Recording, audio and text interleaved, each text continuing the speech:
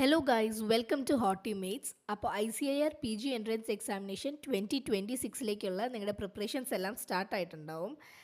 ഇതിൽ ഹോർട്ടിക്കൾച്ചർ സ്ട്രീമിൽ വരുന്ന ഒരു പ്രധാനപ്പെട്ട ടൈപ്പ് ഓഫ് ക്വസ്റ്റ്യൻ ആണ് classification based questions.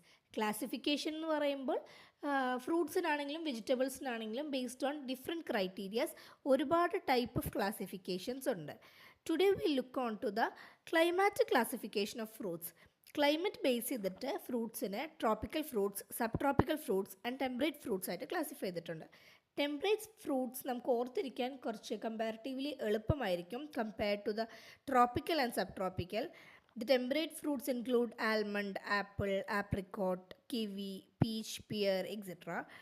Sub tropical ഫ്രൂട്ട്സിൽ വരുന്നതാണ് annona, aonla, avocado, bael, fig, ber, date palm etcetera.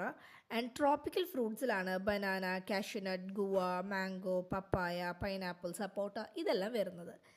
So ഇങ്ങനത്തെ കൂടുതൽ വീഡിയോസ് വേണമെങ്കിൽ ഡു കമൻറ്റ് ബിലോ.